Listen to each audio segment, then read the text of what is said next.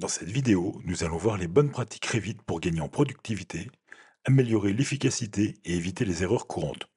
Des bases essentielles pour travailler plus vite, plus proprement et de façon cohérente. Sujets abordés.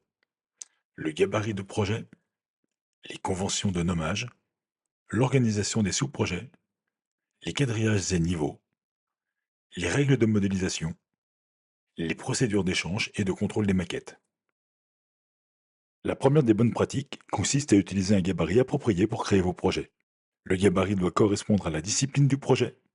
Il permet d'éviter de répéter des tâches à chaque création de projet. Il est garant de la cohérence graphique de vos modèles. Vous devez utiliser un gabarit en adéquation avec votre discipline. Par exemple, dans les types de plans de structure, on peut paramétrer le sens de la vue pour générer des plans de plancher haut ou de plancher bas. Dans cette logique, l'utilisation de plans d'étage ou de plans de plafond n'est pas la bonne approche, même si ça peut sembler tentant au départ. Les réglages d'un projet sont nombreux et très variés. Cela concerne aussi bien les annotations, comme les notes textuelles, les cotations ou les hachures, que la représentation graphique du projet, avec les styles d'objets, la visibilité et le graphisme, les filtres ou encore les gabarits de vue. À cela s'ajoutent les familles, les matériaux et plus largement toutes les informations qui composent le projet. On se retrouve donc très vite avec une quantité de données importante. C'est pour cette raison qu'il est essentiel de centraliser et d'enregistrer tous ces réglages dans un gabarit de projet. Lors du travail collaboratif, il est important de respecter le nommage et l'organisation des sous-projets. Les sous-projets doivent être nommés de manière cohérente et logique. Les sous-projets permettent de simplifier la navigation au sein du projet. Nous proposons ici un mode de classification qui permet l'incrémentation.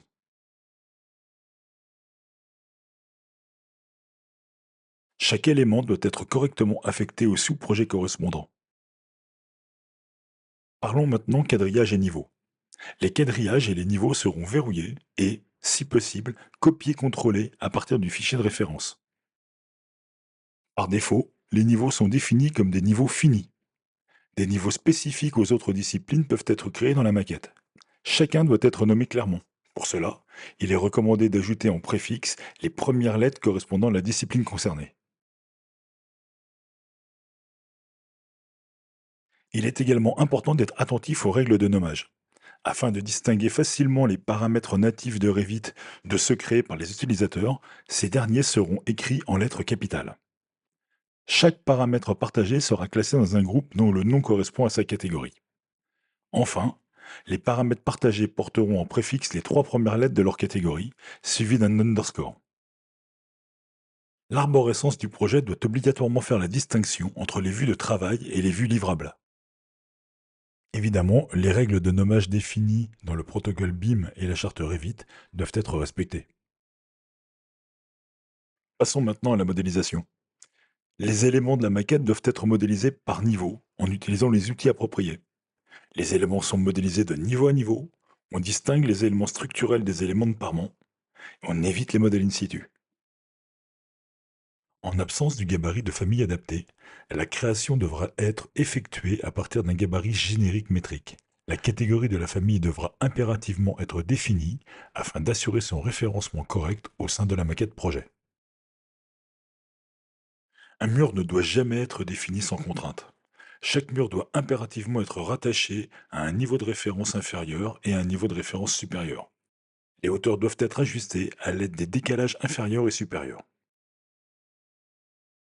Dans le cadre d'une collaboration avec un BE structure, il conviendra de distinguer les murs structurels des murs parements et ainsi créer des murs distincts pour chacun de ces lots. Il sera bien entendu nécessaire d'utiliser à la fois les sous-projets et les propriétés des couches de murs.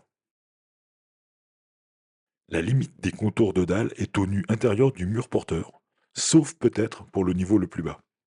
Les dalles et les murs structurels doivent avoir le même matériau pour pouvoir être attachés en coupe et en élévation. Pour conclure, passons en revue les procédures d'échange et de contrôle des maquettes. Définir un point de base de projet commun et fixe. Un repère sur la limite de propriété constitue une bonne pratique. Le point de base du projet des maquettes liées doit être unique et identique pour tous les intervenants. Dans le cas d'une maquette collaborative, vérifiez que tous les collaborateurs ont bien abandonné les éléments d'emprunt et les sous-projets. Enfin, contrôler les coordonnées partagées et ou la position du point de base de projet. Contrôler les niveaux et les quadrillages. Vérifier que les règles de nommage sont bien respectées. Vérifier que chaque élément est bien dans le bon sous-projet.